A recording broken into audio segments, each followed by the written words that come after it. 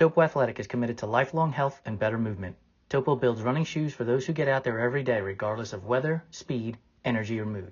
Their distinctive fit and feel combines instinctive human movement with modern performance and lightweight comfort to help you keep going, keep trying, and keep moving. Discover the Topo difference and step into a run experience unlike any other. Hey, what's up, everybody? Welcome to the 122nd Fireside Chat.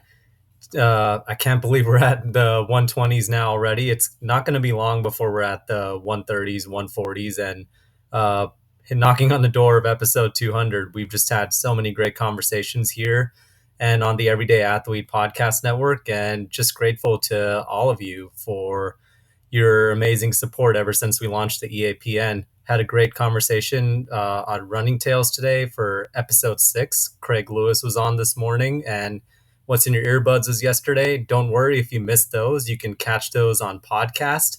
Everything comes out in podcast format after it's out in the live format, and also comes out on YouTube as well.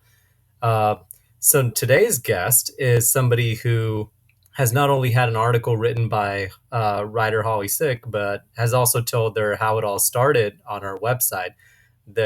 She's a coach, a triathlete, a cyclist, and just an all-around amazing person, and has been a great supporter of what we do at Run Try Bike and just represents our core values. And I'm excited to dive into her story of overcoming a diabetes diagnosis to be an endurance athlete and to chase her dreams. And there's going to be a lot of amazing insight in this episode. So without further ado, I'd like to welcome Rose to center stage. Hi, thanks for having me.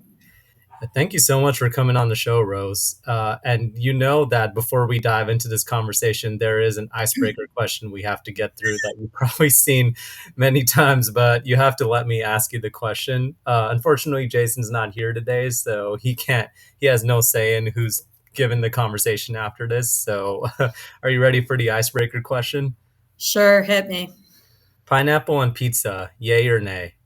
I know Jason will shoot me for this, but pineapple absolutely belongs on the right kind of pizza.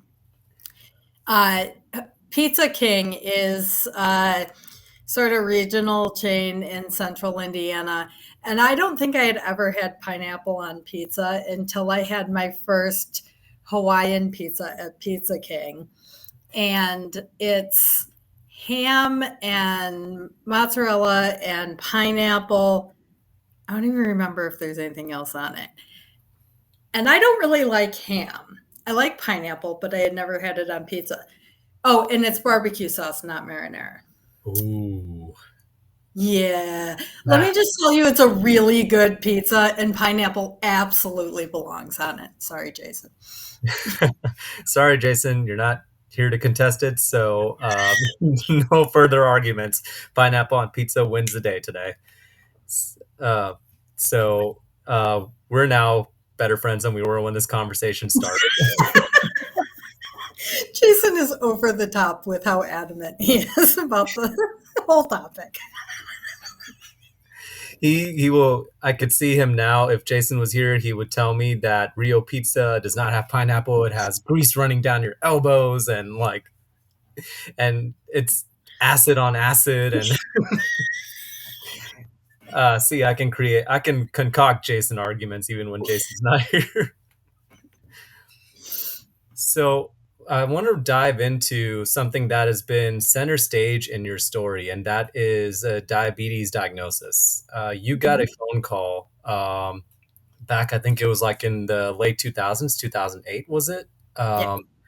And so talk about getting that phone call. And, you mentioned in your how it all started, there's this whole phone call, there's a trip to the doctor's office, getting a lecture about food. Talk about the whole experience. What was going through your head when this whole thing happened? So I had gone in for my regular annual whatever, right around my birthday, so in July, and had all my blood work done.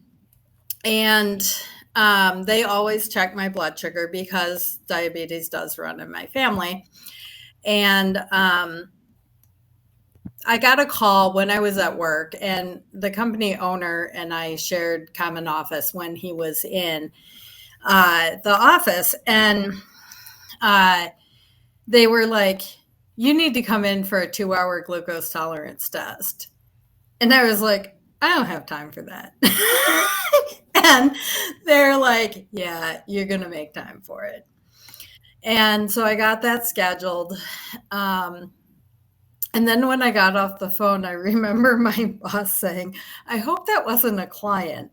And I'm like, no, it was my doctor's office. I have to go in for a glucose test on Thursday or Friday morning, whatever it was. And so I went in and they tested my blood sugar, but they took a sample. They did not test it. And then gave me the sugary shit to drink. And made me sit there for 2 hours, wouldn't let me drink any water, wouldn't let me go to the bathroom, wouldn't let me do anything for 2 hours. And then they test my blood again. Well, again, took a sample, did not actually run the numbers, and sent me off. I thought I was going back into the office. I went to get some breakfast, and then I sent a message to my boss that said, I don't feel very good. I'm going to go home and try to sleep this off. Went straight home. Work day, David's at work. So I just lay down. What I learned in the next couple of days was that my blood sugar before I took the test had been 250 something. And after the test, it was over 500. And it was actually pretty unsafe that I was sent home by myself. So my hemoglobin A1C was 10, and it should be, under 6.5. And so one day I'm getting ready for work.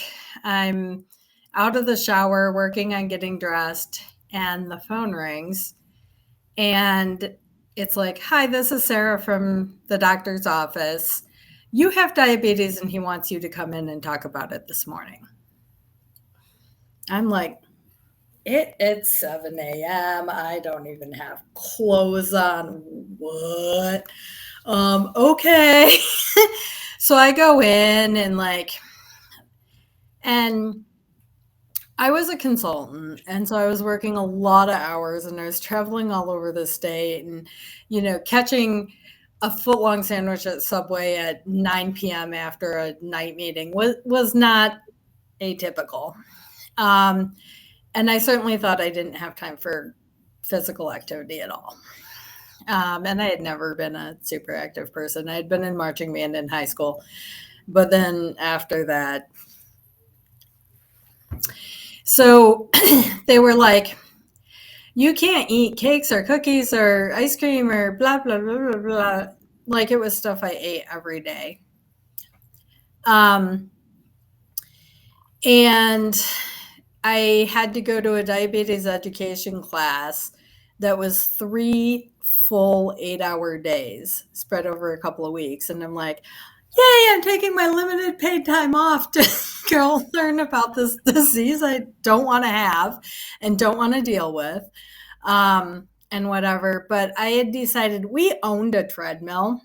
We kind of called it the storage treadmill, because we would just hang stuff on it. We had a storage piano when I grew up. It was near the back door, and you would just kind of come in and dump your stuff on it. And nobody played piano, so nobody cared that there was stuff on it. Well, nobody used the treadmill, so it didn't matter that there was a laundry sitting on it, right?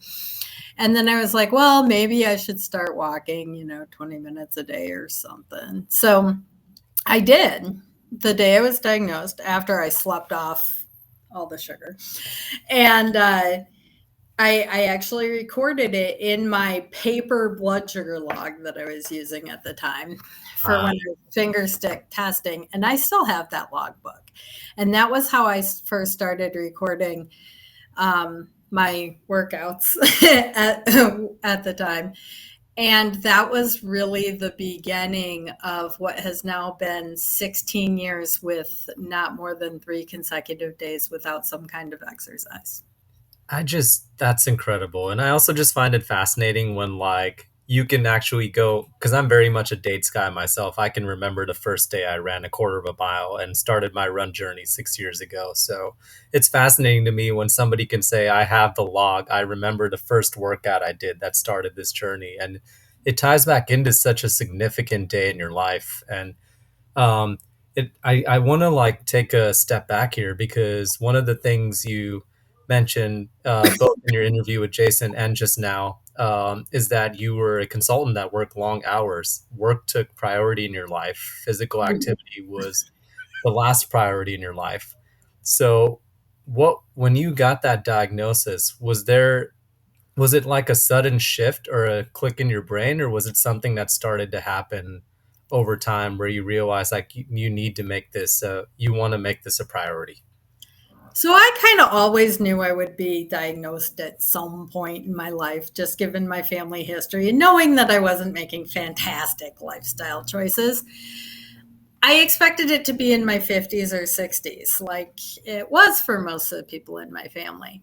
I was 32 when I was diagnosed. Wow. I'm like, oh, snap. This is not good. And people in my family tend to live very, very long lives, no matter if they're super healthy or not. So, in 1 month and 7 days, my last surviving grandparent will turn 100 years old. Wow, that's incredible. All of my grandparents lived well into their 90s. So I was like, well, if I'm going to live into my 90s, with now I have this lifetime disease, maybe I need to manage it because I don't want to be living into my 90s without limbs or having to do dialysis all the time or any number of other complications that are very real with diabetes. And so it was pretty much a big switch where I was like, okay, I have to do this now. And so even though I was an outdoorsy kid, like we were sent outside to play and, be home when the streetlights are on because we were feral Gen X kids.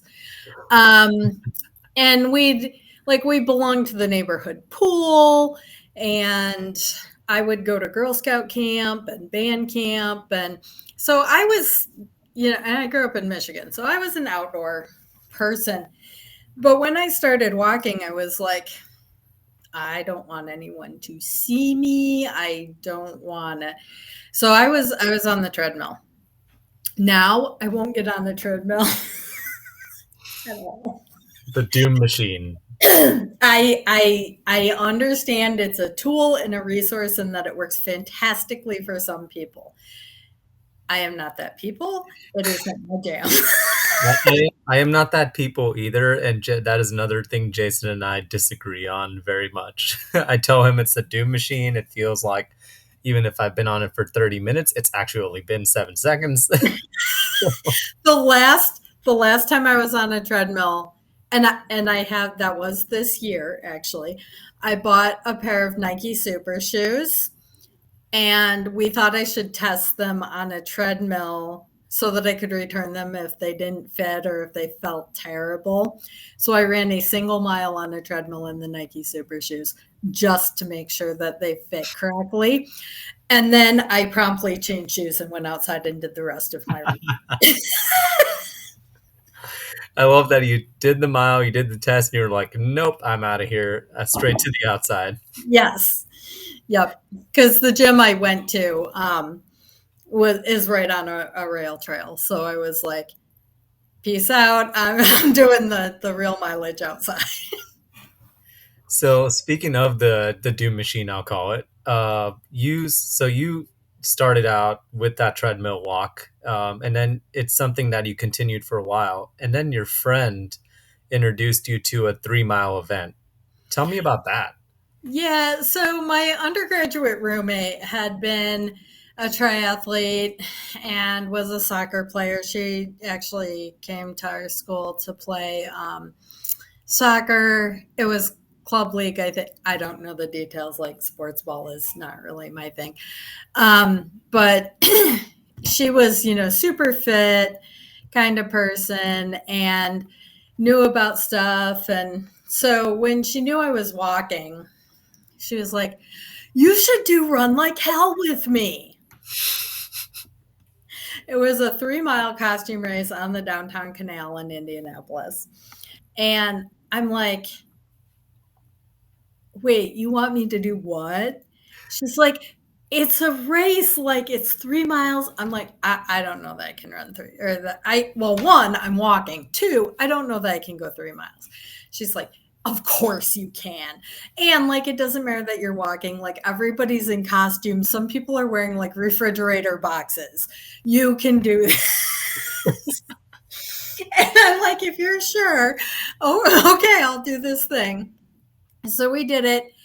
She ran her super fast, whatever, and then came back and walked in with me. And then, like, there was, I don't know, we didn't stay early for like anything because by the time I finished, I mean, it was like 50 some minutes. All the fast people had split and whatever. But then we went to a downtown bar and had a beer, and I was like, this whole thing is kind of amusing.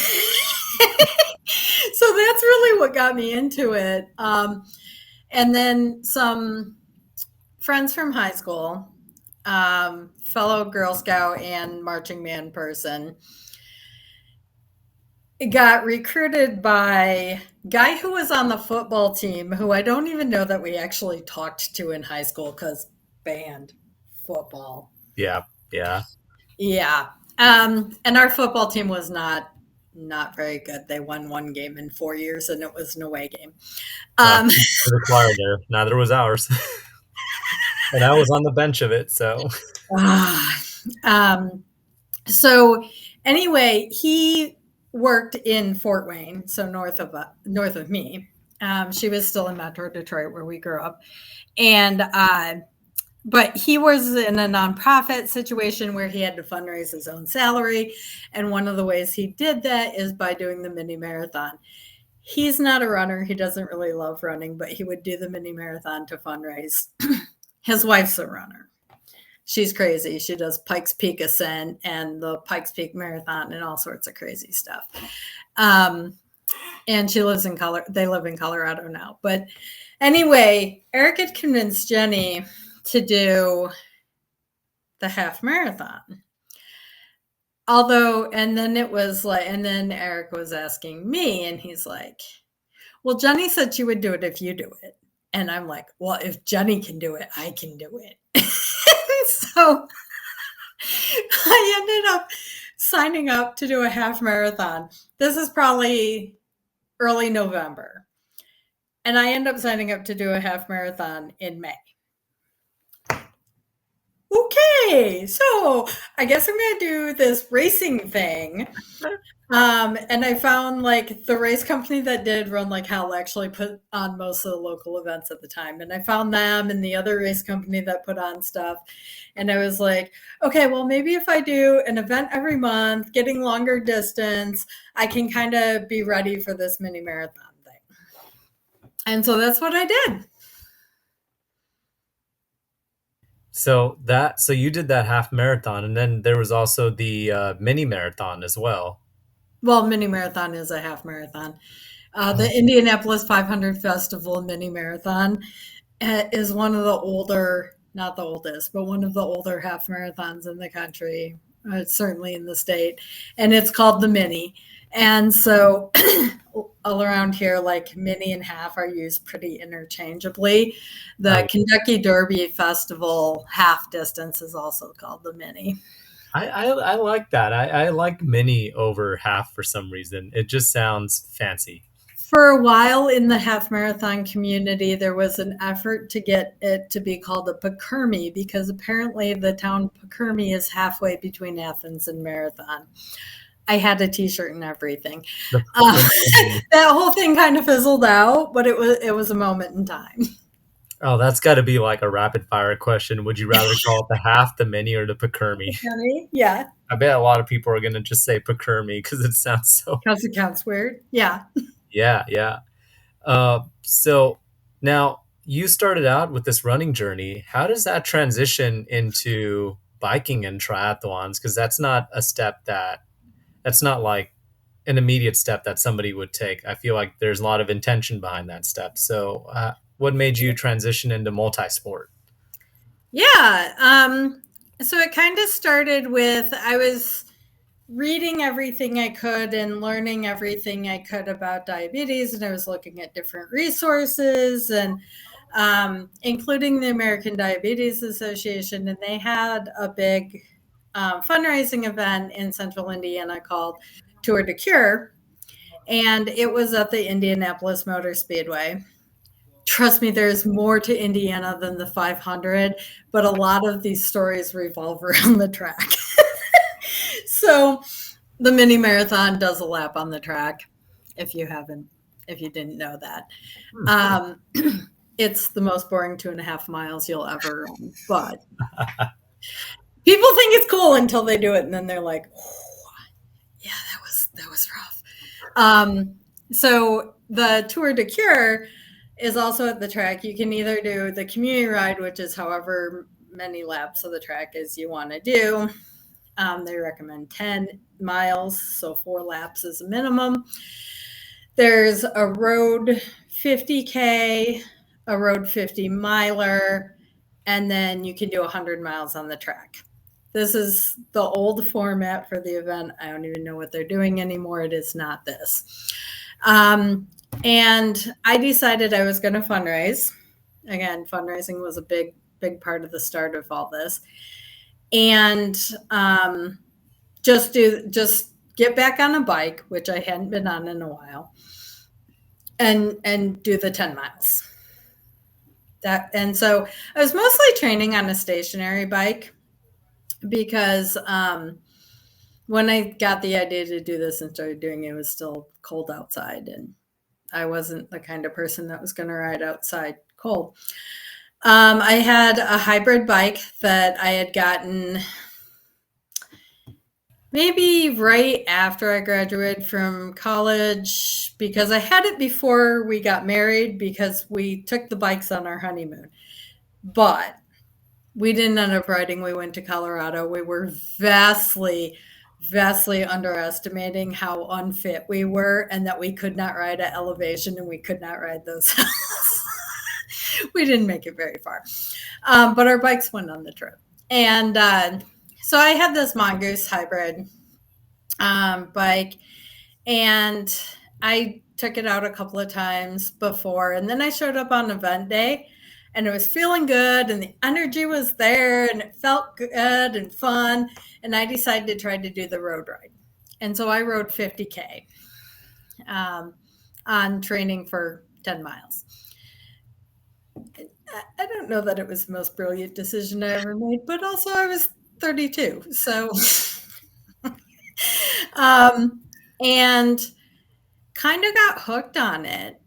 And then same friend who talked me into doing Run Like Hell was like, well, you're biking now and you're walking, and all we need to do is get you back in a pool. She knew I used to swim, and then I stopped in college because I had a creepy professor.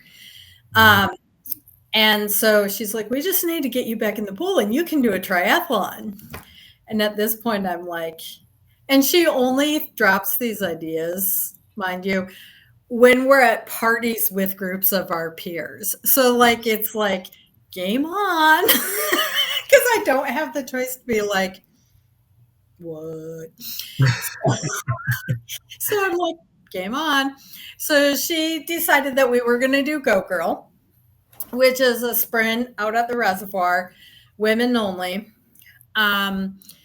It's very interesting. It's a lot of women's first try.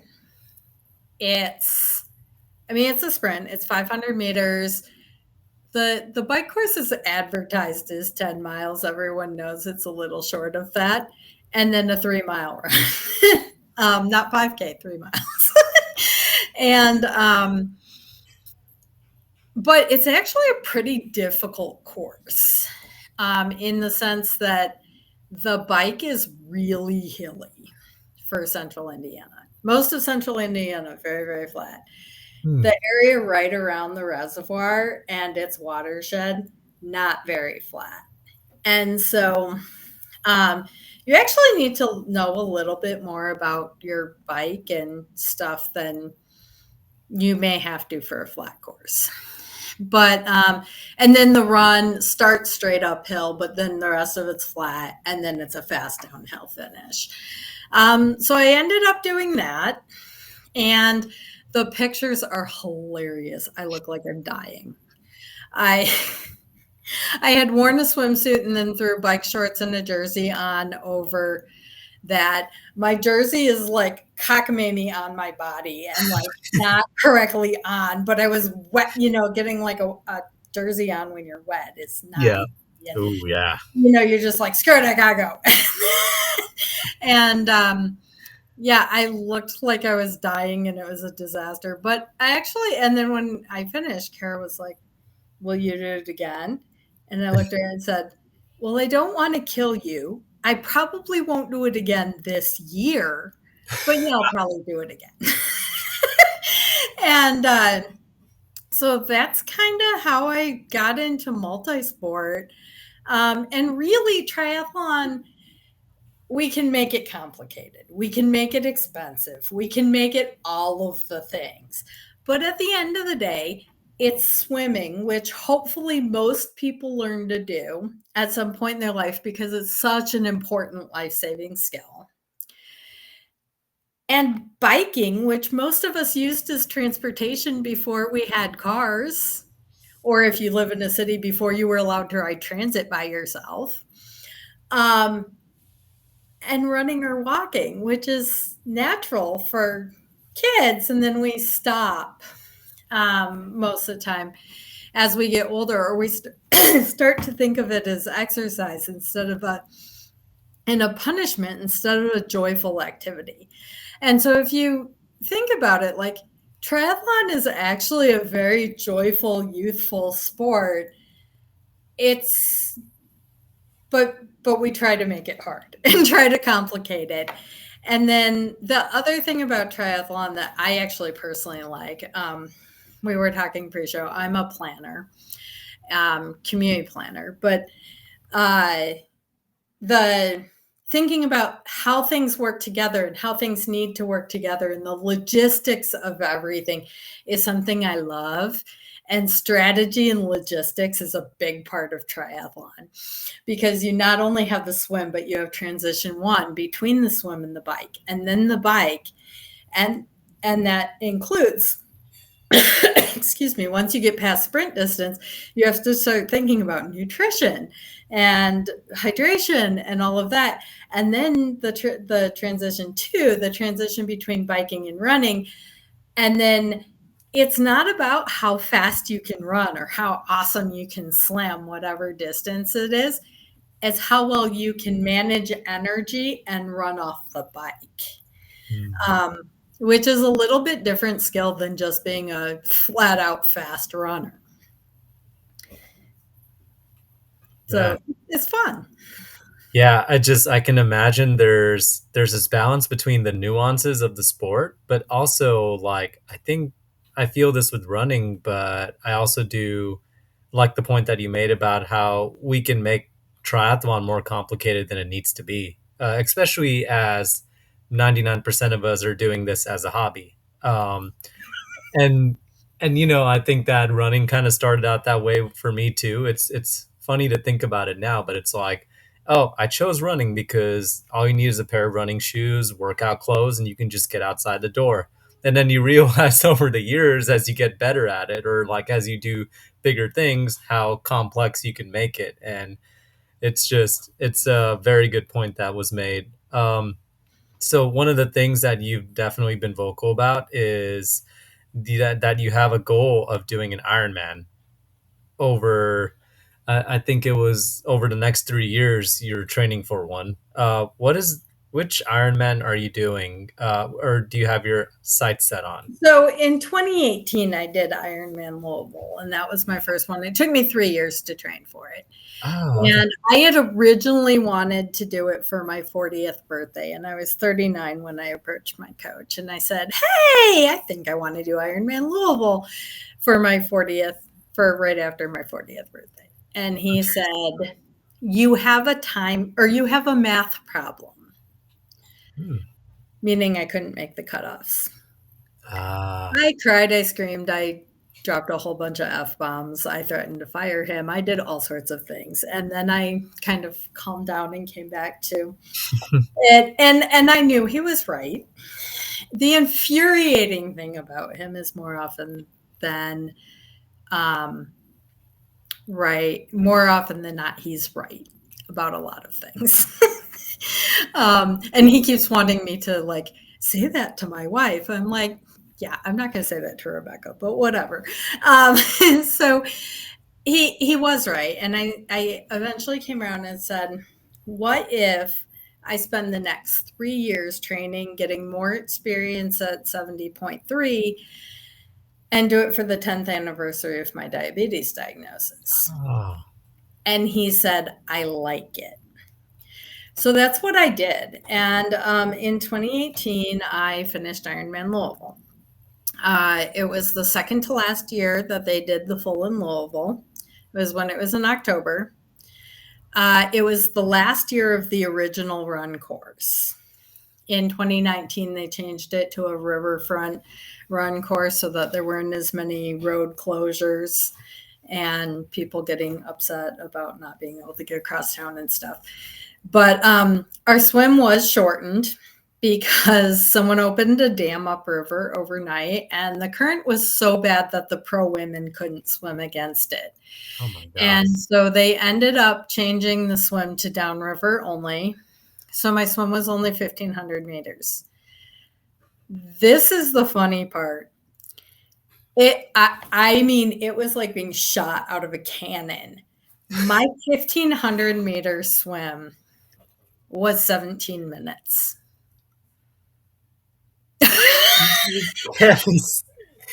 Wow.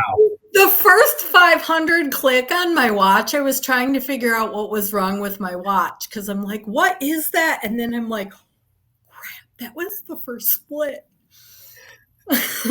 Yeah, like we had been waiting, standing around, waiting for, because it was a delayed start because of making a decision about the swim.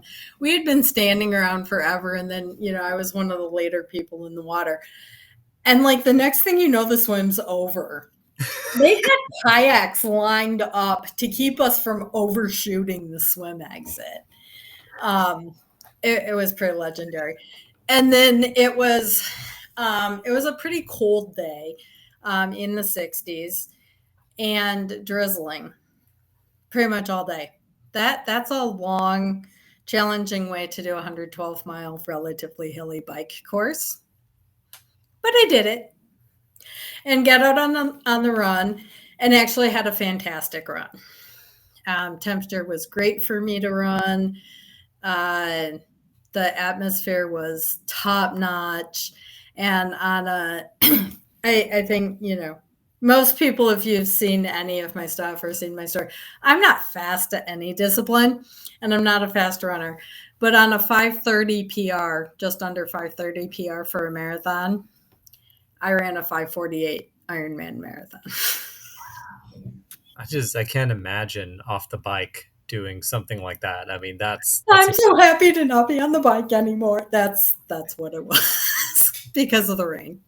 And it just, I just can imagine you giving that swim, the 1,500 meter like swim PR to somebody without any context. And it just, oh, it's hilarious because my parents had pre-purchased like the My First Ironman finisher plaque for me. And so but like the things are pre-printed, right? So it says 1.2 miles swim, 17, whatever. And it's on the plaque that's on the wall of my office. It's hilarious. Did you find that? I mean, I consider it like such a unique experience for an Ironman. Like it's, like one, you're doing a run course that is never being done again. It was the second to last year. And you get this like cannonball downstream swim. Like that just sounds incredible. Like, especially to celebrate 10 years, Oh yeah, and the stories around it, like fantastic memories, fantastic like energy and belief in myself and everything off of that. Most of my PRs come from either immediately preceding or the year immediately following my Ironman finish. I am training for another Ironman. I will be at the start line of the first full in Ottawa. That's so cool. So that sounds amazing. I'm pretty excited about it. I did race a half iron in Muskoka, Ontario. Well, it's actually in Huntsville, Ontario, but the region is called Muskoka for my 40th birthday after we had pivoted. And so that was my second 70.3. That's super cool. So we've talked about like the successful Ironman event and all the 70.3 that you did and like the work you put towards that Ironman. I want to pivot towards something that happened recently because endurance sports is all about pivots. And see what I did there. And you recently had an event that you couldn't start because of an injury, as I understand it.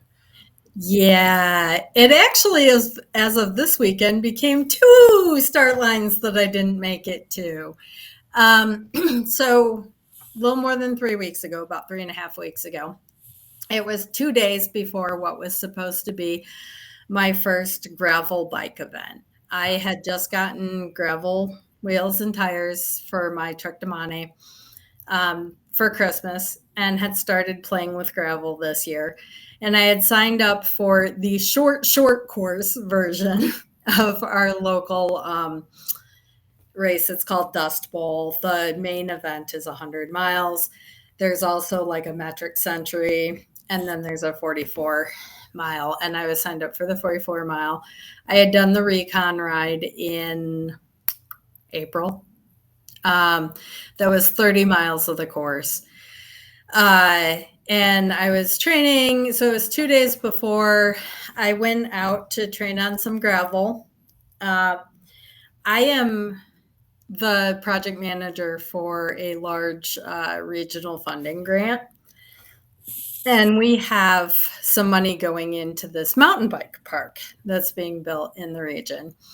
And I've been pretty excited about this park since I first learned about it and working with the engineer to get the funding in place, and went to the groundbreaking event. And I knew that they were close and that groups had been out on the course. And the engineer and I had been having this conversation, and he's like, I really want to get the gravel community out here because even though it's a mountain bike course, it's 6 foot wide gravel or 8 foot wide gravel with obstacles that can actually be done on a gravel bike. He's like, there's other parts of the course that are definitely mountain bike, but the main like competitive circuit is all gravel and can be done like that. And so I had been like, hey, can I come out and test ride the course? And he's like, sure, it's mostly done. What time and day will you be out here so I can let the builder know? And I said, 5:30 on Thursday. And he's like, cool, they'll be off site by then. You'll be the only one out there, but it's fine. Just let me know when you get there in case anybody calls. So did all that. Went out. I was a little scared of the course at first, so I was riding some of the construction gravel roads that are more like what I had been practicing on. And then I got on the course. And it was skill building and confidence building and a lot of things I wasn't used to, banked turns and stuff, and learning how to ride that. And I was feeling pretty good about it. Now, keep in mind, I ride gravel very slow, but I was having fun. It was building confidence. I was like, this is exactly what I need going into Dust Bowl. I knew that the course wasn't complete. I didn't know exactly what that meant. It's not like a normal infrastructure project out on the road where when something's under construction and a hazard, you mark it because people are still going to be there. Yeah. This is a park that nobody technically knows is there yet, and it's not open to the public. And so There's no signage. nothing's marked as they're working on it. I've been a little quiet about exactly what happened because I totally believe in this park. It's done now.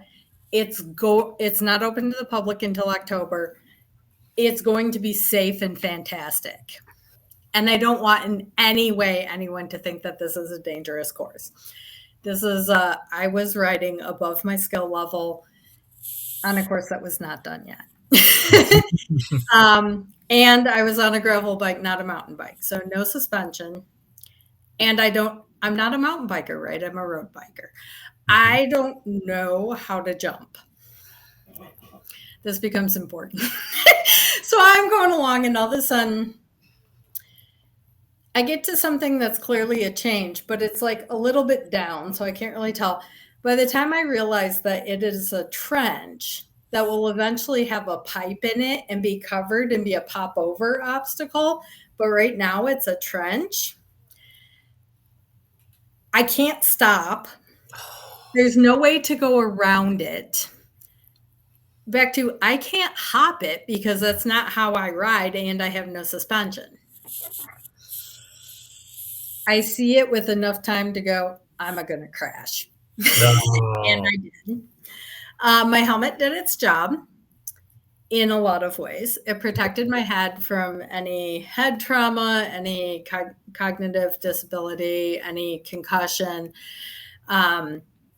However, I hit pretty hard with my face. And my nose had some substantial scarring, and then the whole left side of my face and my chin. And my skin is all healed. It's only been 3 weeks. It's really in pretty good shape. I no longer look like I got run over by something. I am having some panoramic x-rays done later this week to determine if I have a hairline fracture in my jaw. Fortunately, I have permanent retainers from having braces for 3 years during the pandemic. And so that actually protected my teeth. And that would be part of the treatment plan if I do have a hairline fracture in my jaw. So all that to say, my face was pretty smashed up, and I did not start Dust Bowl. And had to pivot. I was actually in a lot of pain that Saturday. Originally, I thought, I'll just dust myself off and I'll go ride Dust Bowl still. I could not eat solid food. I was only drinking liquids through a straw. And my husband was like, you cannot get enough nutrition in to be able to do a 4-hour ride, a 3.5-hour ride. And my coach was like, you can't risk falling again, and you can't get enough calories or enough hydration in. Like, there's no way. Turns out I did not feel great on that Saturday anyway, so it was the right call that I was not racing. So then I was healing pretty quickly and moving things along. The question was trying to balance, when can I get back in the pool? And then when can I get back in the lake? But had to manage like infection risk. And I had been on an antibiotic and a topical antibiotic and everything. My face was healing pretty well. And so I got back in the pool relatively quickly. The day after it happened, I had done some kick work so that my face wasn't in the pool. But there's only so much kicking you can do. I mean, for real. And then you're like, yeah, no. And I don't love my kickboard that much. So then I ended up thinking I was okay enough to do open water swimming. And I did a 6K open water swim. And I felt okay about it. I didn't get an infection. So we thought I was good to go for Swim to the Moon 10K. I got up to Michigan on Friday. I picked up my packet. I was all like, you miss 100% of the shots you don't take. I'm going to take a shot at this 10K swim. I don't know if I'll make the cutoff or not. And then I slept terribly. And I woke up at 4:20 in the morning and my lip was very swollen. My chin was very swollen. And I knew I could not risk infection from being in open water for 5 hours. And it wasn't worth the risk to myself, to my fellow competitors, and to the amazing safety squad. And so I did not start on Saturday. So I went for a 10K hike instead. And then on Sunday, I had already arranged to be kayak support for the 5K and the 15K. So I paddled on Sunday. But yeah, sometimes you have to pivot and just be like, this isn't my day, and starting doesn't even make sense. Again, I'm not a professional. I don't have a contract that says I don't get paid unless I start. So it's a very different calculus than it is for the professionals who are like, oh, I have to start this race. And then, we saw that all play out with the US marathoners in Paris. And it's a different calculus. At the end of the day, I need to be able to do my job.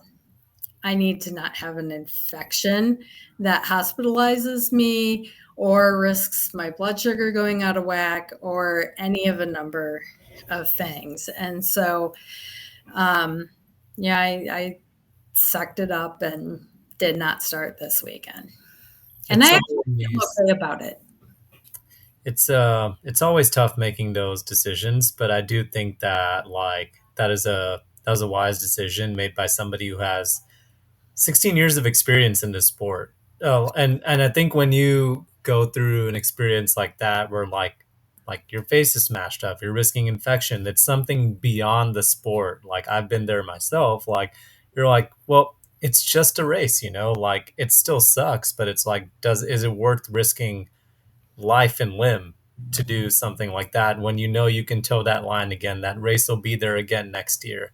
Then that you have, as the everyday athlete does, other responsibilities, and aren't necessarily lining up for a contract for that. So I think it's a very wise decision, and I appreciate you sharing that, because I think that sometimes I did personally when I started endurance sports. I think we all sometimes get caught up in trying to be like the pros and realize that we don't have the pro setting, or we don't. I would love to have somebody like a massage every week and, PT all the time and red light therapy on my plantar fasciitis all the time, and a personal chef, or, being able to afford a dietitian all the time. I have worked with a sport dietitian and she was fantastic, but yeah, at some point you have to really make solid decisions. In the lead up to Ironman, I did have a sport dietitian. I had a sports psychologist. I was going to the guy who is currently the sports psychologist for the Green Bay Packers. He was here at the time. They hadn't bought him out of his practice here yet. But yeah, I was doing all the things because I needed that even as an everyday athlete to make it to the start of the hardest thing I've done in my life.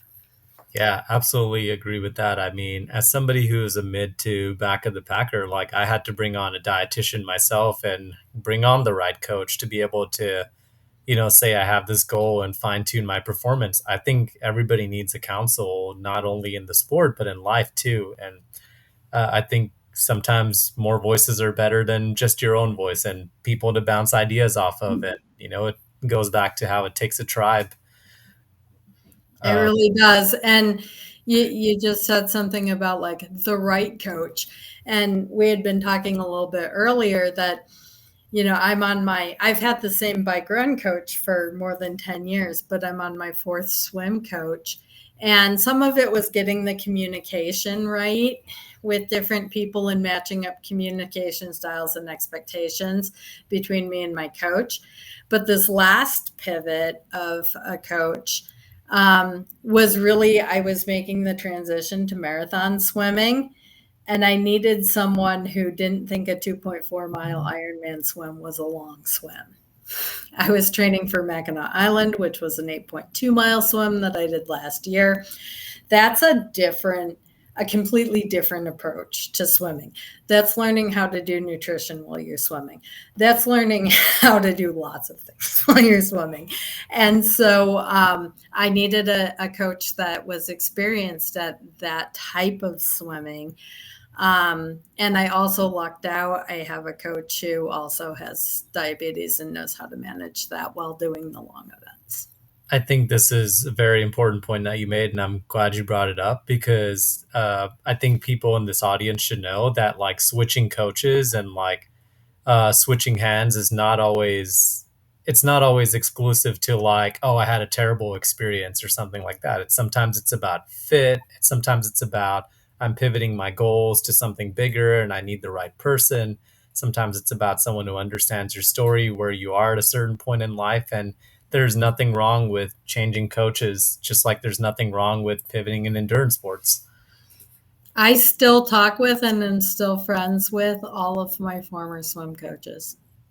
Yeah, there we go. I'm still friends with my former coach as well, and all the people that I've worked with. Just sometimes you have to pivot and change things up, and it's not an indictment on anybody. So, but hey, Rose, I appreciate you taking the time to chat. And before we jump into the rapid fire, I wanted to give you a chance to talk about where people can find you and where people can also look you up if they want to find an endurance coach, because you are a coach as well. I am. I'm a USA Triathlon Level 1 coach. I'm also a local technical official for USA Triathlon. So I know the sport pretty well, not only from being a triathlete for 15 years at a variety of distances, but I do have the actual training now.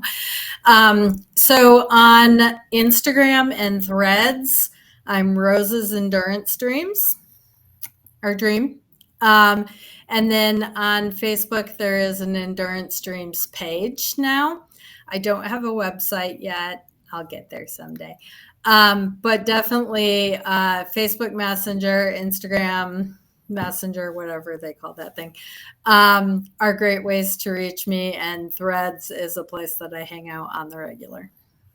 Perfect. Well, thank you so much for the plug. And when we do put this video up, there will be a tag for your Instagram page as well, so people can go and look you up. So now we're going to move on to the rapid fire. Plot twist, it's not about food. There's some this or that questions that I got from ChatGPT that are pretty I'm kind of scared. nothing hard hitting, but there's some good ones. This is what happens when Jason's not here to hold the reins. So are you ready? I'm ready. Let's do it. Okay. I'll start off easy or hard depending on your personality. Would you rather have to wear mismatched socks for the rest of your life or have to wear a different wacky hat every single day? Oh, mismatched socks. I have to admit, I do that just in regular training. I have a former strength coach who I don't think has ever worn matching socks. I am admittedly the person who will grab the Balegas that are the same type, but they're different colors. I do have to, because I mostly wear features, and now they have a left foot and a right foot. I'm always making sure that I have a left foot and a right foot, because if you put them on the wrong foot, they don't feel right. I've done that before. I've done with I don't know if it was in Gingy. Some of them have left foot, right foot features, but I've done like two lefts before and two rights before. I've made every mistake in the book. So nice. Okay, would you rather attend a party where everyone is required to do the chicken dance or be the DJ at a wedding where the couple insists you only play songs from the 1950s? I'm doing the chicken dance. I love it. And somehow I kind of felt that you would pick that too. I think I would go chicken dance too. Yeah. I mean, if you had gone 90s, I'd be all about DJing. 80s, maybe, if it could be mostly hair bands. But yeah, 50s, no. or no? I think 90s would be too easy because I feel like Gen Z is really starting to dig the 90s stuff. Like I was walking around the other day and I'm hearing Backstreet Boys everywhere, and I'm like, man, this is the stuff I grew up with, and now they're listening to like Everybody and like I Want It That Way. My sister is a big, big, huge Backstreet Boys fan. She's a millennial. She's hugely Backstreet Boys and all the boy bands. I'm Gen X, and I am just like, nope. So anytime 90s on 9 is playing that stuff, I switch back over to Lithium, which is what I most listen to most of the time anyway. All right, so Uh, would you would you rather have? Well, this is an easy one. Would you rather Would you rather have the power to fly or the power to become invisible at will? Oh, invisible. Ooh, where would you go? Absolutely. Where would you go? Oh, every room that I'm not invited to.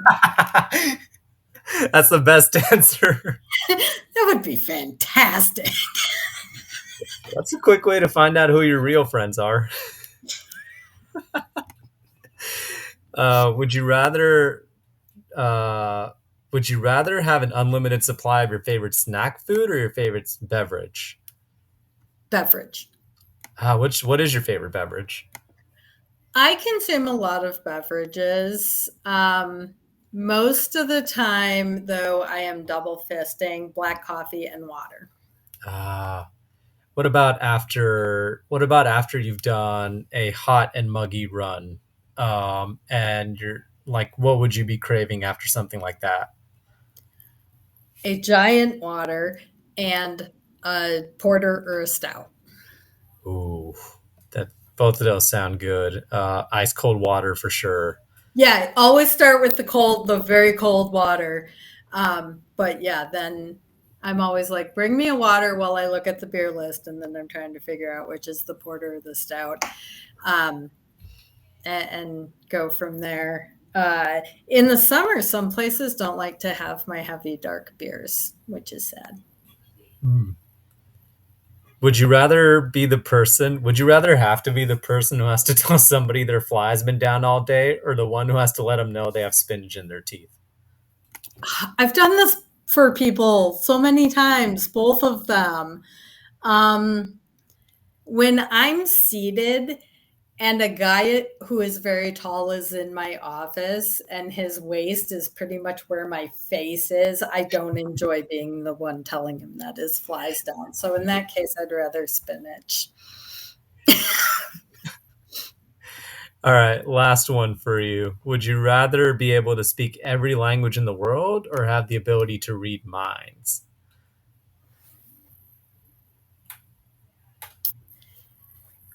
Does speaking imply understanding? Oh man, that's a good question.